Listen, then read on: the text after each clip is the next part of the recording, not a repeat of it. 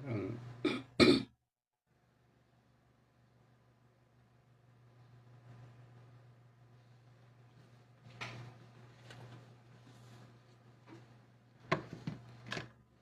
magandang umaga mga masugid na taga-subaybay sa ating Angkot Totohanan Live.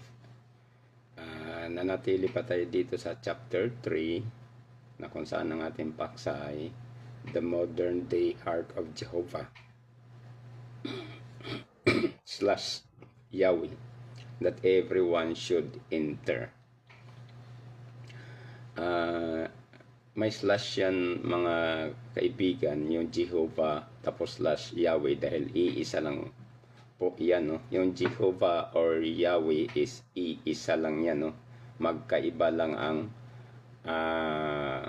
pagkasulat ng spelling, no? Hindi naman problema yung pagkasulat sa spelling, no? Pati yung pronunciation ng word, no? Ang problema yung hindi mo yan siya binabanggit, yung hindi mo siya ginagamit, yung iniiwasan mo ang pangalan ng Diyos. Yan ang problema, no? Kung love, kung iniibig mo ang Diyos, malamang sa malamang ay masaya ang iyong puso kapag bibigkasin mo ang kanyang pangalan mismo. Ganon yun ang tunay na pag-ibig, no?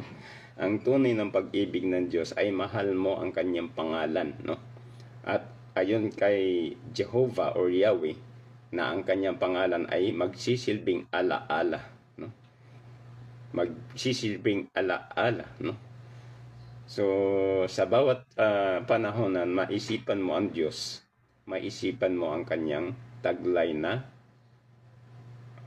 napakagandang pangalan, no? Jehovah, no? Or Yahweh, no? So dalawa lang yan, no? Although sa ibang depende kasi yan sa bansa, no? Depende sa bansa yung pagbigkas, no? Depende yan sa bansa kasi magkaiba yung alphabet ng bansa, no? At magkaiba yung pag-pronounce sa word, no? Ay sa letter. Kaya depende na po yan sa bansa. Ang